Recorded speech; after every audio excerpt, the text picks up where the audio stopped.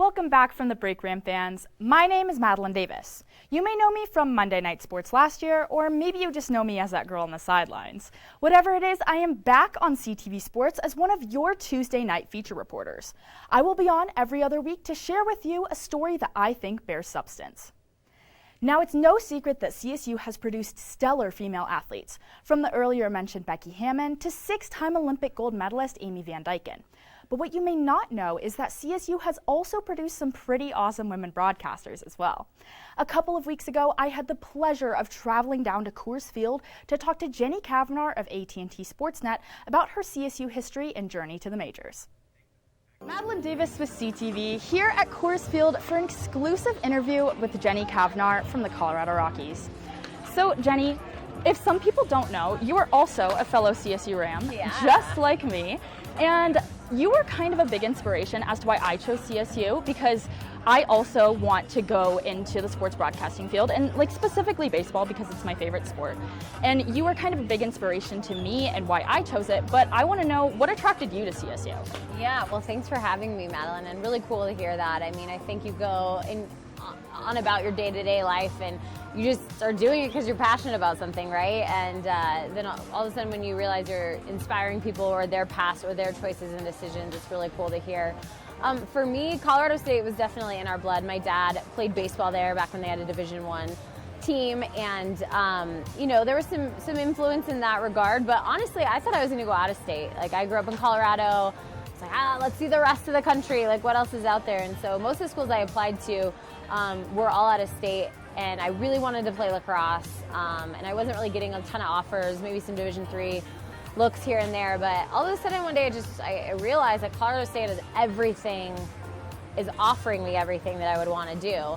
And I knew I wanted to be a sports reporter, but I didn't know necessarily how that would pan out. I really didn't even know much about CTV at the time. It was more like, oh, they have a club lacrosse program I could play. I got into the business school, I can do that. I can root for the football team, which is fun and exciting in the sunny Lubick days. And then I got on campus and started realizing, like, wait, there's like an area for me to practice how to be a sports reporter? Like, this is awesome. So things really started to fall into place once I feel like I got on campus. It was really by luck, or thank goodness God pushing me in a direction saying, like, that's where you should go.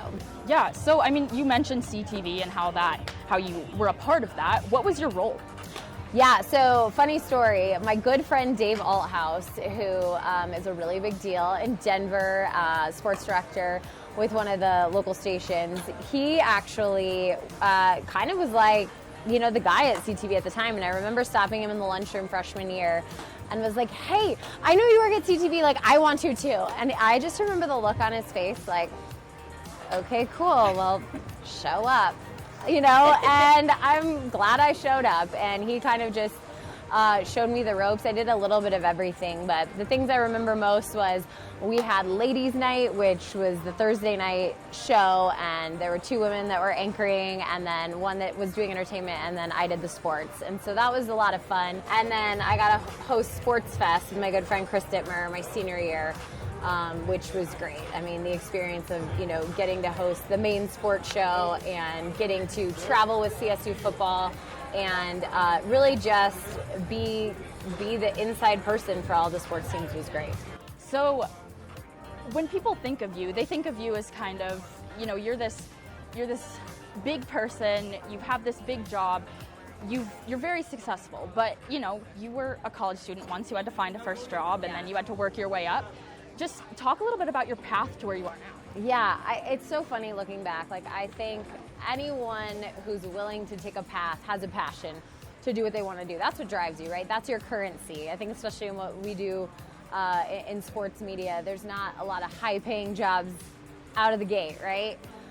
The local markets aren't opening the doors being like, here's a great salary, come make a great living. It's more just like, are you willing to sacrifice and do anything to do this? And I really was. I was really hungry for the job. I got really lucky right out of school. I actually got hired by a national network. They were a startup called College Sports Television. I was the national sideline reporter doing college football. My first game was BYU at Stanford. It was big, it was awesome, and then all of a sudden it was like my audio didn't work and all these things didn't go right. And then the next week there was a lot of bumps in the road, and then the next week they're like, oh my gosh, we're way over our skis, we over budgeted, we're cutting all these jobs, we're cutting cameras, we're cutting sidelines, we're cutting whatever. So it was like dream job to no job within a month and a half of graduating college. And so I learned a lot of lessons through that. I ended up at a small TV station, smaller market TV station in Flint, Michigan, and just had a great opportunity covering everything from high school sports all the way to college and professional sports. Good variety there. And, I think that goes back to my sacrifice. Like I took a weekend job or a morning job at a golf course just to kind of be able to pay rent while I was there. And luckily, my parents helped me out here and there, but that was kind of my first experience of it, is like, are you really passionate to do this? And I had a chance to coach lacrosse at UCLA, and so I took it. I moved to Los Angeles and tried to stay in TV and try to do a bunch of other things in lacrosse, and finally, it just kept intersecting. It was like, what are you truly passionate about? And the answer was television. And when I finally gave into that and put everything into that, I got my first job in regional sports in San Diego back in 2007, covering the Padres, and really just kind of grew from there. Didn't even really know that my passion was going to end up in the baseball arena. I grew up with my dad as a longtime high school baseball coach, but every female who I had seen on TV, every representation of doing sports was a college football sideline reporter or an NFL sideline reporter. So that was kind of the direction I initially thought I would set out in. Yeah, I mean, it's hard to think of anything outside of what you know. Right. And I mean, if I wouldn't have seen you, I wouldn't have ever thought that this would have been a possibility. It's crazy, right? Yeah. It's really, I think representation matters so much. Gender, in race, in socioeconomic status, like seeing is believing. And I think when you're able to be someone who's willing to put yourself out there for others to kind of, like I said, look at you and realize, wow, maybe I could do that. Like, that's a huge, huge step in a person's life. Because I did that. When I saw Melissa Stark on Monday Night Football, I was like, I want to do that job. Way out of reach for me at the time, but that's all it took. Yeah, exactly. I mean, it's just that one thing that you know that you want to do, and you're really willing to do anything to get there. Yeah, absolutely. Have a hunger for it, for sure. Exactly. So our last question that I have for you is, what is your biggest piece of advice to any young woman who's looking to break into this industry? Yeah, I think the biggest advice is if you feel like this is what you want to do, be willing to do it.